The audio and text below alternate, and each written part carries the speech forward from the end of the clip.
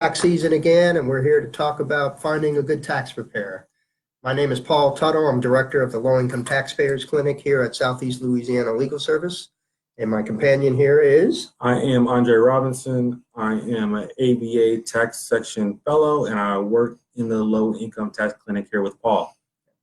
And we're here in downtown New Orleans at the office of Southeast Louisiana Legal Services. We are a nonprofit private law firm that provides free civil legal services for low-income persons. And the Low-Income Tax Clinic helps people with federal tax problems. And we actually help people from all over the state of Louisiana, not just in Southeast Louisiana. Area code 504-529-1000 is our general number. So if you have a problem with the IRS right now, you might want to give us a call. Like I said, our services are free for low-income people. If you call, you'll be talking to a person who will see if you're eligible for our services. But today, we want to talk about finding a good tax preparer, because a lot of times people don't want to or can't prepare their own taxes, and so they go out and look for someone to help them do it. And you got to find the right person, a professional, a competent person that will do a good job for you, or you could end up in a lot of trouble and owing money to the IRS if you don't have a good tax preparer. And we're lucky to have Andre with us because he actually worked as a tax preparer in the past, right, Andre? That's correct.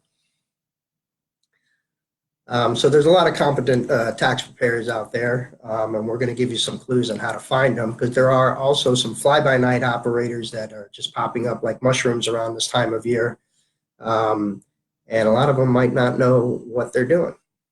So why don't you talk about, Andre, about what are the main sign that somebody is able to do this kind of work in Louisiana? Okay, so the state of Louisiana does not regulate or license tax preparers. Anyone can hang out a sign saying they do tax returns, even if they don't know what they're doing. A taxpayer does have to register with the IRS to electronically file tax returns, but there are many crooked preparers who get around this by using free software to file tax returns and not identifying themselves on the tax return. Another thing you can look for is a licensed CPA through the state of Louisiana. We call it a CPA, but the CPA stands for Certified Public Accounting. They're held to a higher standard, and a lot of times when they do tax returns, you can count on their accuracy. Right, and we're going to give you some information right now. It's listed, I believe, on the site, but I just want to hold this up.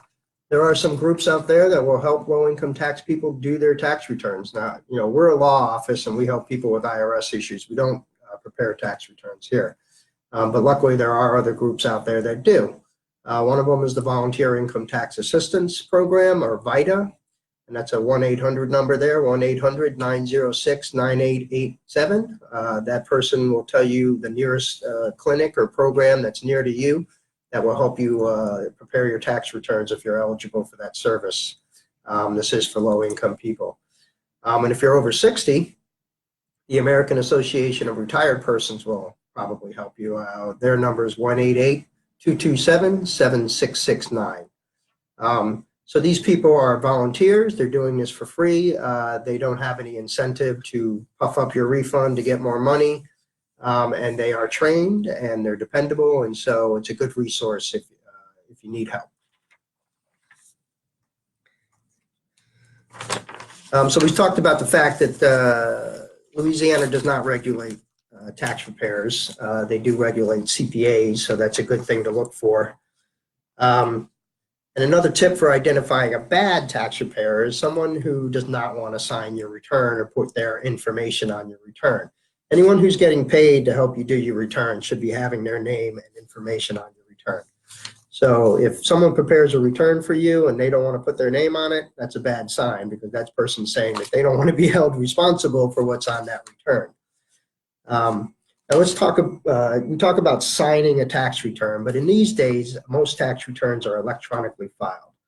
So how can you sign a tax return, Andre, that's being electronically filed? A lot of times, the fly-by-night guys we're talking about, they don't have you sign a tax return. They will just submit the tax return to the IRS without your authorization or you even knowing. So one of the worst things you can do for when you're hiring a new tax preparer is to leave your tax information with that tax preparer.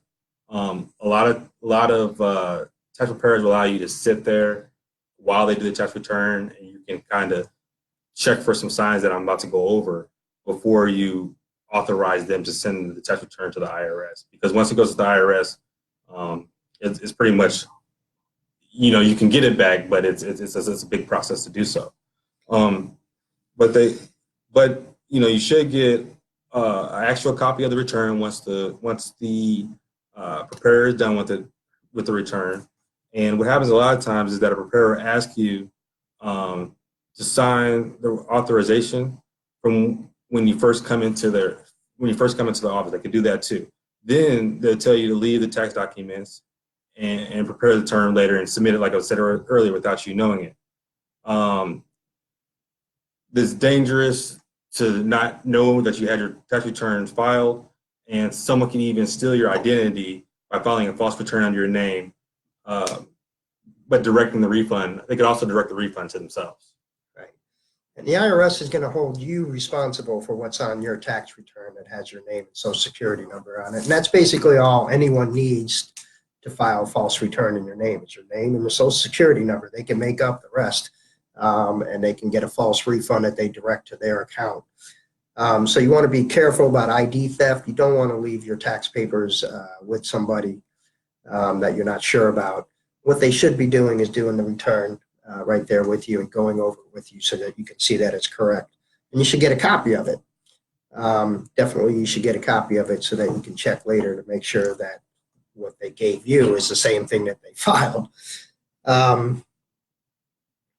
So let's say, Andre, that you're sitting there in the office and they have done your return and they're showing it to you. What are some of the things that you should be looking for to make sure that it's a good return? Okay, so a lot of tax preparers want to inflate your income or claim dependents who don't actually live with you in order to get a big earned income tax credit refund. They then take a portion of the refund and, like I mentioned earlier, and direct the fee to themselves as a profit for the business. This EITC area of the personal tax return is most often the subject identified for theft and fraud. So one of the things you want to look at on the return is, are the dependents on the return, are they people who live with you, and are these people actually related to you? And also you want to look at the return on the 1040 and match it to your W-2 and make sure those numbers match. And then on your Schedule C, you want to compare that to your 1099. So you want to make sure your income numbers are correct on your return as well.